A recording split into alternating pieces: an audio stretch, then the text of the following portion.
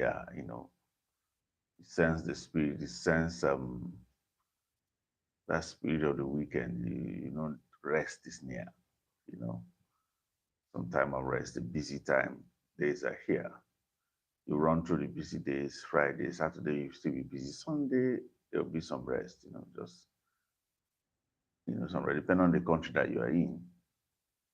Friday may just be the day of your time of rest, but this is a period of rest. Let's look at the scripture. I want us to study a completely different race, and this is an interesting one, very very interesting one. And I will start with First Thessalonians 5, from verse 16. Oh, just one line, a verse, one of the shortest verse you will have in scriptures, and it says, "Rejoice evermore." Rejoice what? Evermore. You see this command of Paul. Paul gave that constant command that we should rejoice, that we should constantly be in a flow of joy evermore. Even when he was in prison, he would tell you, rejoice evermore. Rejoice, rejoice, rejoice, rejoice, rejoice. That theme of rejoice. He will say again, in everything, give thanks. Now, there's a difference between this and happiness. Happiness most of the time is based on the circumstances. You are happy because this happened. You're happy you got married. That's a good reason for being happy. You just did your wedding. You're happy your wife just gave birth. That's beautiful. You have a nice baby. You just got a new job. You just got a raise in your job.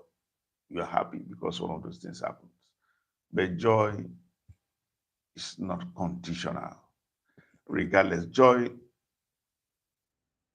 happiness is a result. Joy brings the result. What do I mean? Joy controls the atmosphere and turns it into what you desire it to be. Happiness responds to the atmosphere. So somebody can say joy is, happiness is a thermometer. Joy is a thermostat. So it regulates things, it gets things into that which you want it to be. It is a force. Happiness is a reaction to that which has happened. It also blesses you, happiness blesses you. But joy is more powerful than it, because it controls your atmosphere and gets things to come into shape to the divine will of God in your life. When I started to start this series, I want to talk about, give a testimony. No, it was not mine. Something that happened years ago when I was pastoring a branch church. I was the senior pastor of a branch church, and there were many families that had challenges all over, a lot, and there were quite a couple of them that one witness. Now, I just want to give about so many, and it was just typical in a way to some. There was one that they were facing through so much challenges, just like the rest. And I've been praying. As a pastor, you pray and pray and pray and pray for your people. And one day I had a revelation, a vision of the night. And I saw myself, I was standing by a well, and it was a deep well. I was more like a caretaker of that well, and that well was filled with water.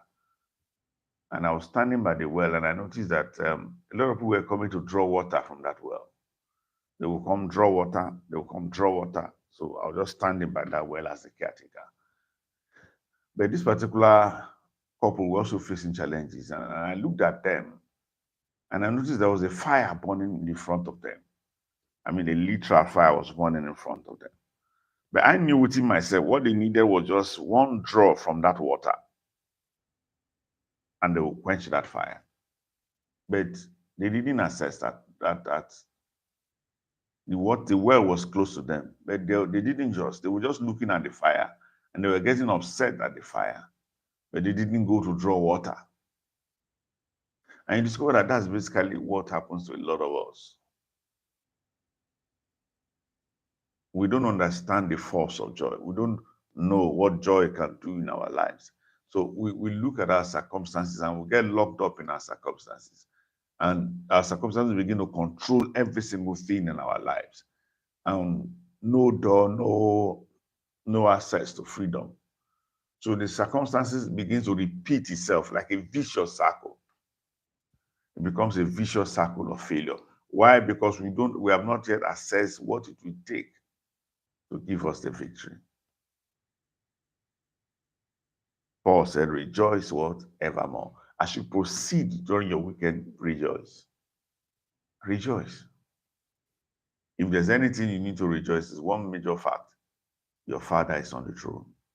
So regardless of whatever happens, you do what? Rejoice. He's in control. God bless you. I will see you on Monday.